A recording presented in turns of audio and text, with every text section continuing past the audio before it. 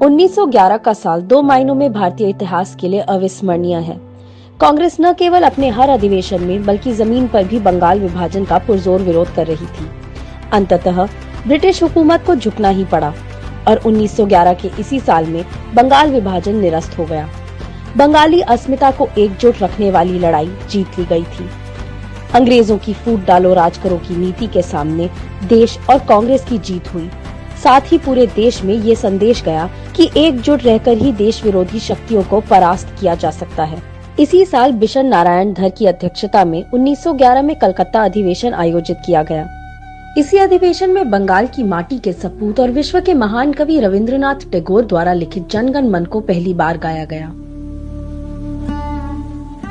पहली बार गाए जाने के बाद से ही जनगण मन भारतीय जनता में देशभक्ति का प्रतीक बन गया। यही कारण है कि 1950 में जनगण मन को राष्ट्रगान का दर्जा दिया गया। जनगण मन ने आजादी के आंदोलन में देशभक्ति की भावना का संचार करने का काम किया। वंदे मातरम के बाद जनगण मन आजादी के दीवानों में उत्साह भर रहा था। कुल मिलाकर जनगण मन भारत की भावना में रच बस चुका था। इसलिए पूज्य बापू ने कहा कि इसने हमारे राष्ट्रीय जीवन में जगह बना ली है। वही प्रथम प्रधानमंत्री पंडित जवाहरलाल नेहरू ने इसे एक महान राष्ट्रगान बताया। इस तरह 1911 के साल ने दो बड़े संदेश दिए।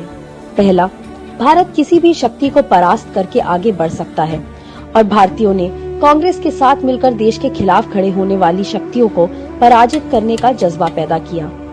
दूसरा, जनगण मन के उदय के जरिए पूरे भारतवर्ष में देशभक्ति की लहर चरम पर पहुंची।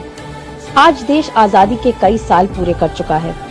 आज हमें ये समझने की आवश्यकता है कि हमारे पूर्वजों ने देश को एकजुट बनाए रखने के लिए कितने बड़े बलिदान दिए हैं, संघर्ष किए हैं।